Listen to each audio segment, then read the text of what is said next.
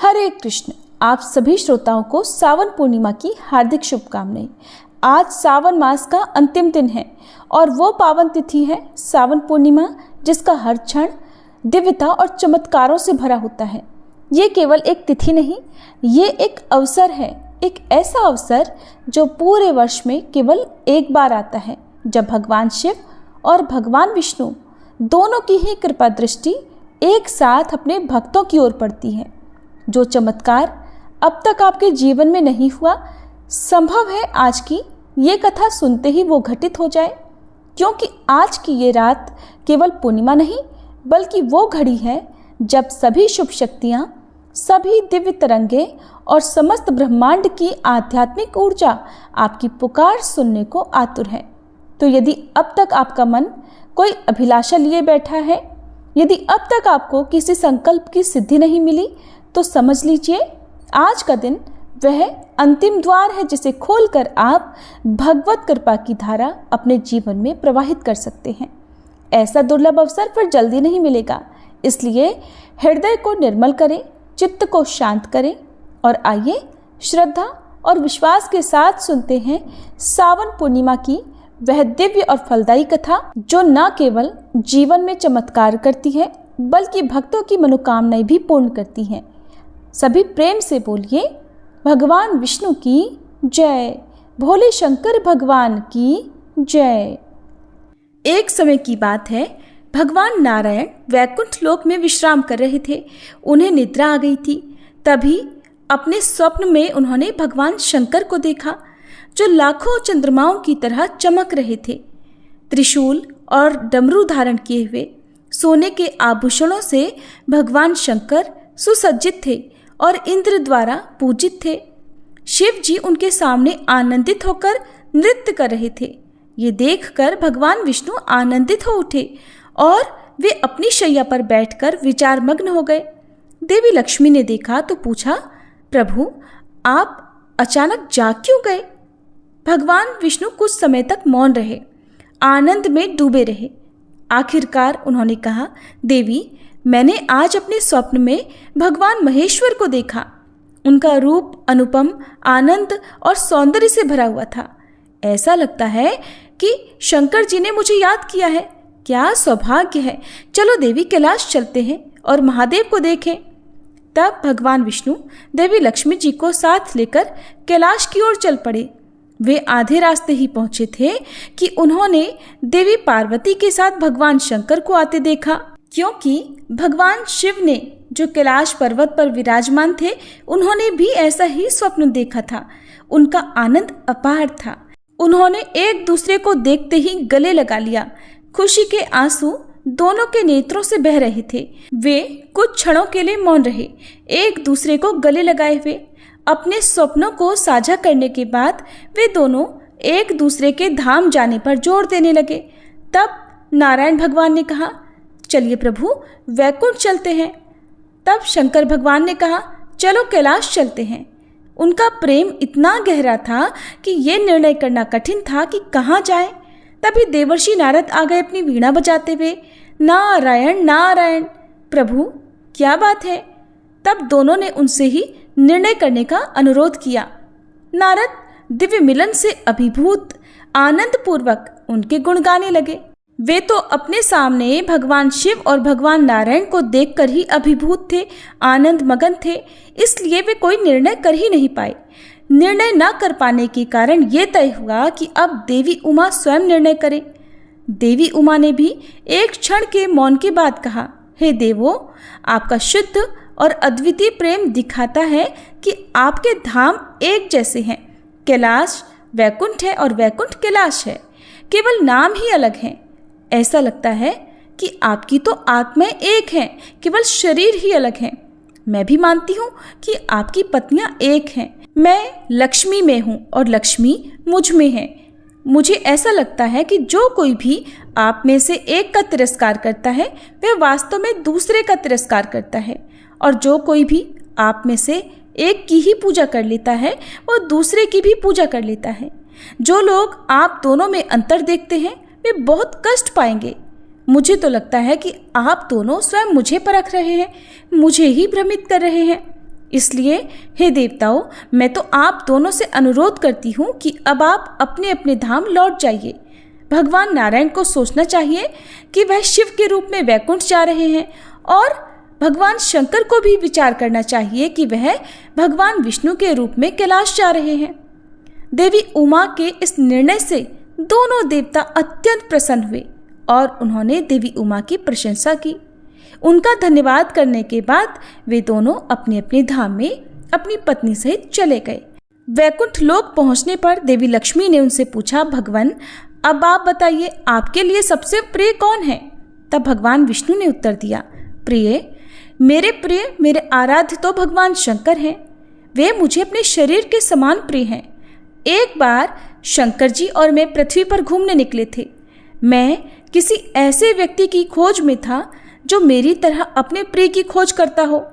तब मैंने भगवान शंकर से भेंट की और हम एक दूसरे की ओर ऐसे खिंच गए जैसे हम पहले मिल चुके हों। मैं जनार्दन हूँ और मैं महादेव भी हूँ, और वह महादेव है और जनार्दन भी हैं। हमें कोई अंतर नहीं है। ऐसा अंतर नहीं है जैसे दो बर्तनों में रखा हुआ पानी। शिव जी के भक्त मुझे प्रिय हैं, लेकिन जो लोग शिव जी की पूजा नहीं करते वे मुझे कभी प्रिय नहीं हो सकते। तब देवी लक्ष्मी भगवान विष्णु की इस बात से सहमत हो गई और वे आनंद मगन होकर प्रभु के गुणगान गाने लगी। आप सभी प्रेम से बोलिए, हरिहर भगवान की जय। हर साल सावन पूर्णिमा के दिन ही रक्षाबंधन का त्योहार भी मनाया जाता है, और इस त्योहार को मनाने को लेकर एक प्राचीन कथा प्रचलित है।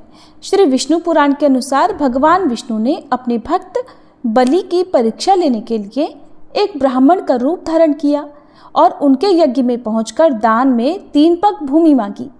राजा बलि ने वह मांग स्वीकार की तो प्रभु ने एक पग में आसमान नापा तो दूसरे पग में पूरी जमीन नाप डाली। राजा बलि समझ गए कि प्रभु उनकी परीक्षा ले रहे हैं, इसलिए बलि ने प्रभु का तीसरा पग अपने सिर पर रख लिया और उनसे विनती की कि मुझे स्वीकार कर आप मेरे साथ ही रहें। तब भगवान विष्णु को राजा बलि की बात माननी पड़ी। ऐसे में इधर भगवान विष्णु के वैकुंठ लोक वापस न लौटने पर माता लक्ष्मी परेशान हो गई।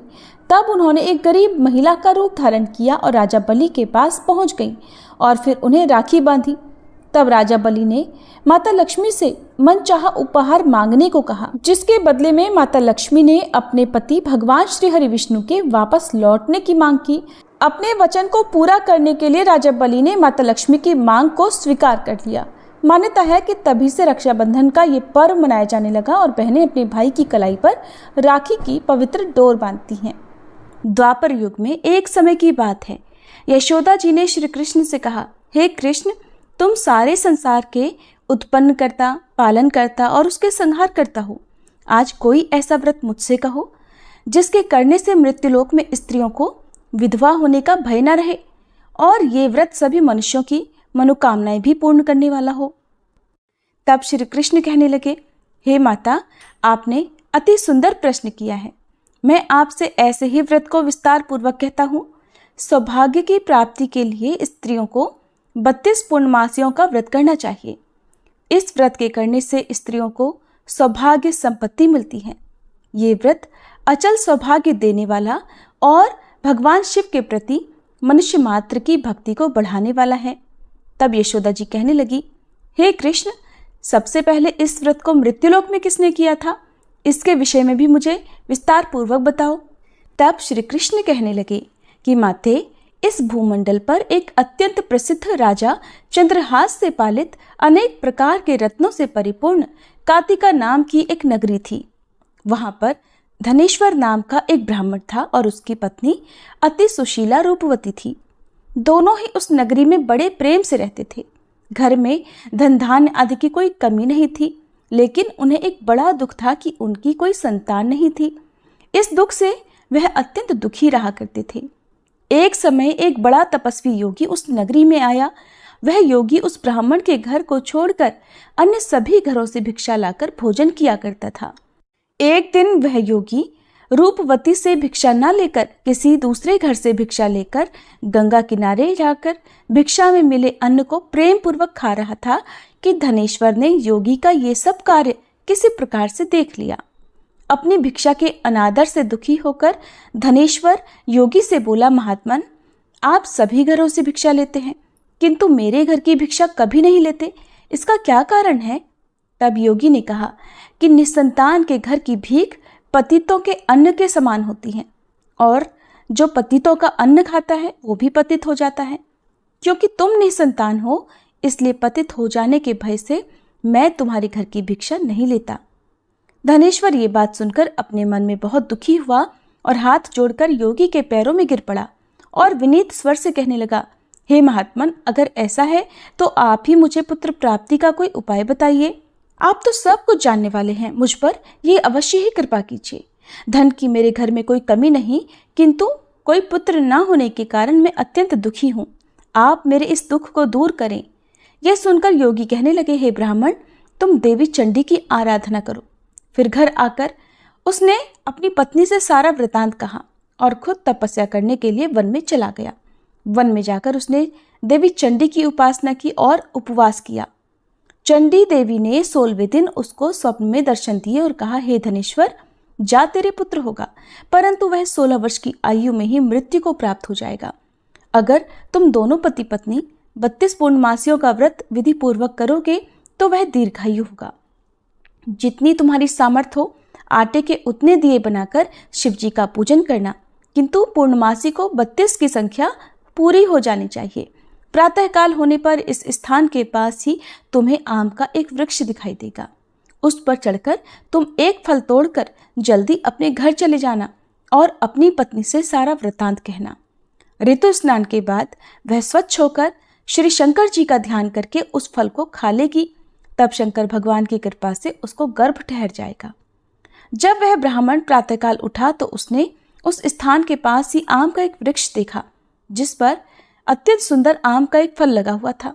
ब्राह्मण ने उस आम के वृक्ष पर चढ़कर फल को तोड़ने का प्रयास किया, किंतु वृक्ष पर कई बार प्रयास करने पर भी वह नहीं चढ़ पाया।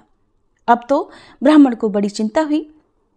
तब वह विघ्न विनाशक श्री गणेश जी की वंदना करने लगा कि हे दयानिधे, अपने भक्तों के विघ्नों का नाश करके उनके मंगल कार्य को करने वाले, दुष्टों का नाश करने वाले, रिद्धि सिद्धि के देने वाले, आप मुझ पर कृपा करें। प्रभु, मुझे इतना बल दें कि मैं अपने मनोरथ को पूर्ण कर सकूं। इस प्रकार सच्चे मन से गणेश भगवान की प्रार्थना करने पर वह भगवान की कृपा से वृक्ष पर चढ़ गया। वृक्ष पर से फल तोड़कर उसने घर आकर अपनी पत्नी को वह फल लाकर दे दिया और उसकी पत्नी ने अपने पति के कहे अनुसार उस फल को खा लिया और वह गर्भवती हो गई। देवी चंडी की असीम कृपा से उसे एक अत्यंत सुंदर पुत्र हुआ जिसका नाम उन्होंने देवीदास रखा। माता पिता के हर्ष और शोक के साथ वह बालक शुक्ल पक्ष के चंद्रमा की तरह अपने पिता के घर में बढ़ने लगा। देवी की कृपा से वह बालक बहुत ही सुंदर, सुशील और विद्या में बहुत निपुण हो गया। देवी की आज्ञा अनुसार उसकी माता ने 32 पूर्णमासी का व्रत रखना आरंभ कर दिया जिससे उसका पुत्र बड़ी आयु वाला हो जाए। 16वां वर्ष लगते लगते देवीदास के माता पिता को बड़ी चिंता हो गई कि कहीं उनके पुत्र की इस वर्ष मृत्यु न हो जाए। इसलिए उन्होंने अपने मन में विचार किया कि अगर ये दुर्घटना उनके सामने हो गई तो वे कैसे सहन कर सकेंगे। इसलिए उन्होंने देवीदास के मामा को बुलाया और कहा, हमारी इच्छा है कि देवीदास 1 वर्ष तक काशी में जाकर विद्या अध्ययन करे और उसको तुम अकेला कभी नहीं छोड़ना। इसलिए तुम साथ में जाओ और 1 वर्ष के बाद इसको वापस लौटा लाना। सारा प्रबंध करके उसके माता पिता ने काशी जाने के लिए देवीदास को एक घोड़े पर बिठाया और उसके मामा को उसके साथ कर दिया। किंतु बालक के अल्पायु होने की बात बालक को या उसके मामा को नहीं कही। धनेश्वर ने अपनी पत्नी के साथ मिलकर अपने पुत्र की मंगल कामना और दीर्घायु के लिए देवी भगवती की आराधना और पूर्णमासियों का व्रत आरंभ कर दिया। इस प्रकार बराबर 32 पूर्णमासी का व्रत पूरा किया। कुछ समय बीतने के बाद एक दिन वह दोनों मामा और भांजे रास्ते में रात बिताने के लिए किसी ग्राम में ठहरे हुए थे। उस दिन उस गांव में एक ब्राह्मण की अत्यंत सुंदरी, सुशीला, विदुषी और गुणवती कन्या का विवाह होने वाला था। जिस धर्मशाला के अंदर वर और उसकी बारात ठहरी हुई थी उसी धर्मशाला में देवीदास और उसके मामा भी ठहरे हुए थे। संयोगवश कन्या को तेल आदि चढ़ाकर मंडप आदि का कर्म किया गया तो लग्न के समय वर को धनुर्वात हो गया। वह हिलने डुलने और चलने में बिल्कुल असमर्थ हो गया तब वर के पिता ने अपने परिवारजनों से परामर्श करके निश्चय किया कि ये देवीदास मेरे पुत्र जैसा ही सुंदर है, मैं इसके साथ ही लगन करा दूं और बाद में विवाह के सभी कार्य मेरे पुत्र के साथ हो जाएंगे। ऐसा सोचकर देवीदास के मामा से जाकर वह बोला कि तुम थोड़ी देर के लिए अपने भांजे को हमें दे दो, जिससे विवाह के लग्न का सारा कार्य सुचारू रूप से हो सके। तब उसका मामा कहने लगा कि जो कुछ भी मधुपर्क आदि कन्यादान के समय वर को मिले वो सब हमें दे दिया जाए तो मेरा भांजा इस बारात का दूल्हा बन जाएगा। ये बात वर के पिता ने स्वीकार कर ली और तब मामा ने अपना भांजा वर बनने को भेज दिया और उसके साथ विवाह के सभी कार्य रात में विधिपूर्वक संपन्न हो गए। पत्नी के साथ वह भोजन नहीं कर सका। दुखी मन से वह सोचने लगा कि न जाने ये कैसी स्त्री होगी। वह एकांत में इसी सोच में पड़ा हुआ था कि उसकी आंखों में आंसू भी आ गए। तब उसकी पत्नी ने पूछा कि क्या बात है, आप इतने उदासीन और दुखी क्यों हो रहे हैं। तब उसने वो सारी बातें जो वर के पिता और उसके मामा में हुई थी वधू को बता दी। तब वह वधू कहने लगी कि यह ब्रह्म विवाह के विपरीत कैसे हो सकता है। देव, ब्राह्मण और अग्नि के सामने मैंने आपको ही अपना पति बनाया है, इसलिए आप ही मेरे पति हैं। मैं आपकी ही पत्नी रहूंगी, किसी अन्य की बिल्कुल नहीं। तब देवीदास ने कहा कि ऐसा मत करो, क्योंकि मेरी आयु बहुत थोड़ी है। मेरे मरने के बाद तुम्हारी क्या गति होगी, इस बात को अच्छी तरह सोच लो। परंतु वह वधू दृढ़ विचार वाली थी। बोली कि जो आपकी गति होगी वही मेरी भी होगी। हे स्वामी, आप उठिए और भोजन कीजिए, आप निश्चय ही भूखे होंगे। तब देवीदास और उसकी पत्नी ने मिलकर भोजन किया और रात में वे सो गए। प्रातःकाल देवीदास ने अपनी पत्नी को 3 नगों से जड़ी हुई एक अंगूठी और एक रुमाल दिया और बोला, प्रिय, इसे संकेत समझकर रखो और शांत हो जाओ। मेरा स्मरण और जीवन जानने के लिए एक पुष्प वाटिका बना लो, उसमें सुगंधी वाली एक नव मल्लिका लगा लो। उसको हर दिन जल से सींचना और आनंद के साथ खेल कूदना और उत्सव मनाना। जिस समय और जिस दिन मेरी मृत्यु का होगा ये फूल सूख जाएंगे और जब ये फिर से हरे भरे हो जाएं तो समझ लेना कि मैं जीवित हूँ। ये बात निश्चय करके समझ लेना और इसमें कोई संशय मत करना। ऐसा समझा बुझाकर वह चला गया। प्रातःकाल होते ही वहां पर गाजे बाजे बजने लगे। जिस समय विवाह के कार्य समाप्त करने के लिए वर तथा सब बाराती मंडप में आए तो कन्या ने वर को भली प्रकार से देखकर अपने पिता से कहा कि ये मेरा पति नहीं है। मेरा पति वही है जिसके साथ रात में मेरा विवाह हुआ था। इसके साथ तो मेरा विवाह ही नहीं हुआ। अगर ये वही है तो बताए कि मैंने इसको क्या दिया था और रात में हमारे बीच में क्या गुप्त बातें हुई थी, वो सब बताई। पिता ने उसके कहे अनुसार वर को बुलवाया। कन्या की सारी बातें सुनकर वह कहने लगा कि मैं कुछ नहीं जानता। इसके बाद वह लज्जित होकर अपना समूह लेकर चला गया और सारी बारात भी अपमानित होकर वहां से लौट गई। भगवान श्री कृष्ण आगे बोले, हे माते, इस प्रकार देवीदास काशी विद्या पढ़ने के लिए चला गया। जब कुछ समय बीत गया तो काल से प्रेरित होकर एक सांप रात के समय उसको डसने के लिए वहां पर आया। उस विषधर के प्रभाव से उसके बिस्तर के चारों ओर से विष की ज्वाला से वह बिस्तर विषैला हो गया, परंतु व्रतराज के प्रभाव से उसको वह सांप काट नहीं पाया, क्योंकि पहले ही उसकी मां ने 32 पूर्णमासी का व्रत कर रखा था। इसके बाद मध्याह्न के समय स्वयं काल वहां पर आया और उसके शरीर से उसके प्राणों को निकालने का प्रयास करने लगा, जिससे वह मूर्छित होकर धरती पर गिर पड़ा। भगवान की कृपा से उसी समय देवी पार्वती जी के साथ श्री शंकर जी वहां पर आ गए। उसको मूर्छित दशा में देखकर देवी पार्वती ने भगवान से प्रार्थना की, हे प्रभु, इस बालक की माता ने पहले 32 पूर्णमासी का व्रत किया था, जिसके प्रभाव से हे भगवान अब आप इसको प्राणदान दे दीजिए। देवी के कहने पर भक्त वत्सल भगवान ने उस बालक को प्राणदान दे दिया। इस व्रत के प्रभाव से काल को भी पीछे हटना पड़ा और देवीदास स्वस्थ होकर बैठ गया। उधर उसकी पत्नी उसके काल की प्रतीक्षा किया करती थी। एक दिन उसने देखा कि उस पुष्प वाटिका में पत्र पुष्प कुछ भी नहीं रहे, सब कुछ सूख कर नष्ट हो गए हैं, तो उसे बड़ा आश्चर्य हुआ। किंतु कुछ ही क्षण में वह सब वाटिका पहले की तरह हरी भरी हो गई। तब वह समझ गई कि उसके पति पुनर्जीवित हो गए हैं। ये देखकर वह बहुत प्रसन्न होकर अपने पिता से कहने लगी, पिताजी, मेरे पति जीवित हैं, आप उनको ढूंढिए। जब 16वां वर्ष बीत गया तो देवीदास भी अपने मामा के साथ काशी से वापस अपने घर के लिए चल पड़ा।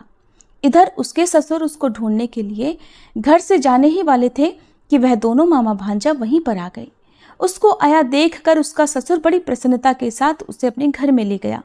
उस समय नगर के निवासी भी वहां इकट्ठा हो गए और फिर सब ने निश्चय किया कि अवश्य ही इस बालक के साथ इसी कन्या का विवाह हुआ था। उस बालक को जब कन्या ने देखा तो पहचान लिया और कहा कि ये तो वही है जो संकेत करके गए थे। फिर सब कहने लगे कि भला हुआ जो ये आ गया, और तब सब नगरवासियों ने खूब आनंद मनाया। कुछ दिन के बाद देवीदास अपनी पत्नी और अपने मामा के साथ अपने ससुर के घर से बहुत सारा उपहार लेकर अपने घर की ओर चल पड़ा। जब वह अपने नगर के निकट गया तो कई लोगों ने उसे देखकर उसके माता पिता को पहले ही जाकर सूचना दे दी कि तुम्हारा पुत्र देवीदास अपनी पत्नी और मामा के साथ आ रहा है। ऐसा सुनकर पहले तो उन्हें विश्वास ही नहीं हुआ, किंतु जब और लोगों ने भी आकर उनकी बात का समर्थन किया तब उन्हें बड़ा आश्चर्य हुआ। इतने में ही देवीदास भी अपने घर पहुंच गया और देवीदास ने अपने माता पिता के चरणों में सिर रखकर प्रणाम किया और उसकी पत्नी ने भी अपने सास ससुर के चरणों को स्पर्श किया। तो माता पिता ने अपने पुत्र और पुत्रवधू को अपने हृदय से लगा लिया और सबकी आंखों से प्रेम के आंसू बहने लगे। अपने पुत्र और पुत्रवधू के आने की खुशी में धनेश्वर ने बड़ा भारी उत्सव किया और ब्राह्मणों को भी बहुत सी दान दक्षिणा देकर प्रसन्न किया। भगवान श्री कृष्ण कहने लगे, माते, इस प्रकार धनेश्वर 32 पूर्णमासियों के व्रत के प्रभाव से पुत्रवान हो गया। जो भी स्त्रियां इस व्रत को करती हैं वे जन्म जन्मांतर में भी वैधव्य का दुख नहीं भोगती और सदैव सौभाग्यवती रहती है। ये मेरा वचन है, इसमें कोई संदेह नहीं। यह व्रत पुत्र पौत्रों को देने वाला तथा संपूर्ण मनोकामनाओं को पूर्ण करने वाला है। 32 पूर्णमासियों के व्रत करने से व्रती की सारी इच्छाएं भगवान की कृपा से पूर्ण हो जाती हैं।